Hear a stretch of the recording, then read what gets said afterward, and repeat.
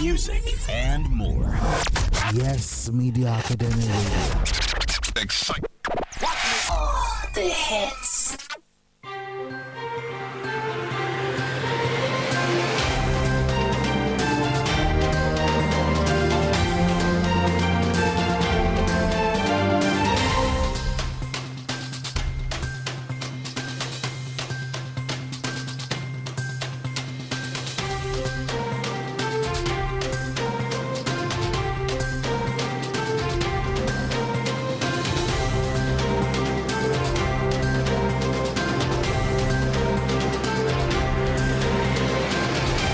It's 4 o'clock from Yes Smart Radio, the First Media Academy Radio. Good evening and thank you for joining us on News Headlines. President Muhammadu Buhari is at the virtual meeting of the extraordinary session of the Authority of ECOWAS Heads of State and Government. The main agenda for this virtual meeting is the political situation in Mali. In attendance alongside the President is the Secretary General of the Federation, Boss Mustafa, the National Security Advisor, Monguno, the Chief of Staff to the President, Professor Ibrahim Gambari, as well as former President Goodluck Jonathan. West African heads of states in attendance include George Weah of Liberia, Nana Akufo-Addo of Ghana, and President Keita of Mali. Also present is the ECOWAS Commission's President Jean-Claude Kessie Bro. The media was excused as the closed-door session got underway. The Chief of Army Staff, Lieutenant General Tuko Buratai, yesterday visited wounded soldiers who were undergoing treatment at the 44 Nigerian Army Reference Hospital in Kaduna State with a promise to improve their welfare and also pray for their quick recovery. Most of the soldiers are those that were injured while fighting with the Boko Haram terrorists in the northeast and armed bandits in the northwest zone. During the visit, the Chief of Army Staff had lunch with the injured soldiers and personally joined in serving the meals. Buratai, while noting that the fight against insurgency is a collective effort that requires determination, however, assured to improve on the welfare of the soldiers, including ensuring that all those in critical conditions are given proper medical attention. The immediate past national chairman of the All Progressive Congress, Adams Oshiomhole, yesterday held a prayer session with the APC members in Benin, Edo State, begging God to help them defeat Governor Godwin Obaseki, who is up for re-election in September.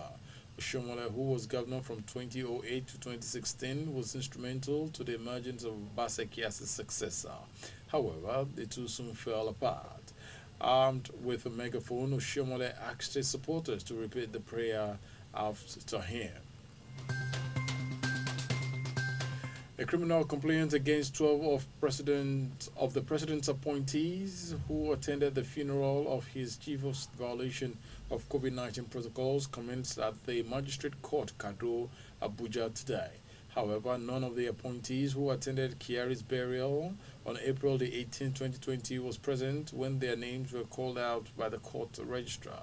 They include the Secretary to the Government of the Federation, Boss Mustafa, who is also the Chairman, Presidential Task Force on COVID-19, the Minister of Aviation, Hadi Sirika, the Minister of Foreign Affairs, Geoffrey Onyema, and the Minister of Humanitarian Affairs, Disaster Management and Social Development, Sadia Farouk.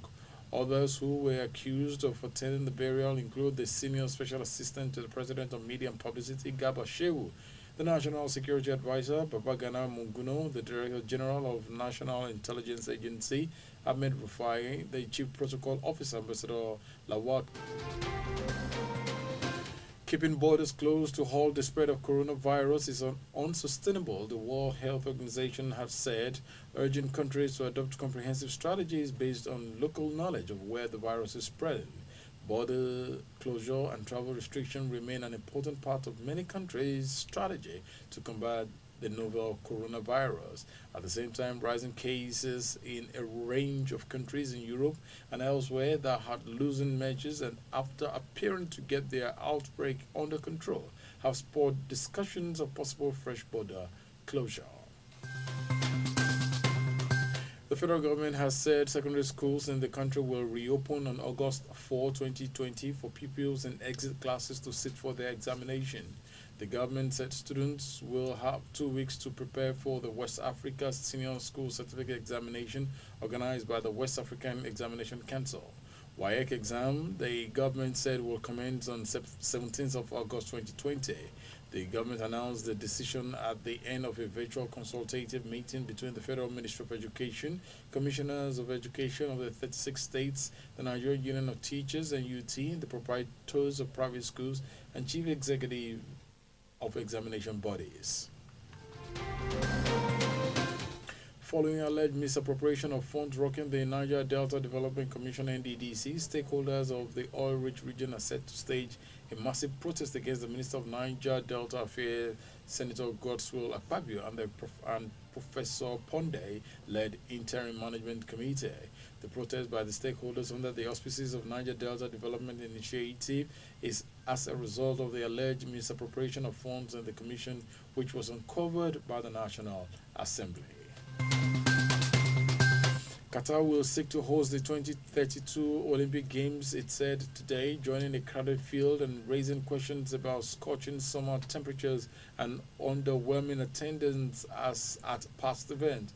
India, Australia's Queensland state, the Chinese city of Shanghai, and a potential joint bid between South and North Korea are also being touted for the 2032 Summer Games.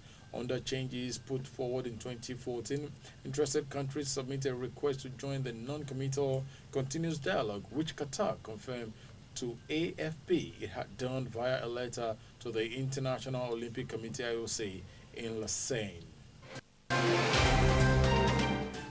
Thanks for listening. That will be all on the news headline making the rounds at this hour. Please join me by 6 p.m. for Yes News Now. Thank you so much and good evening.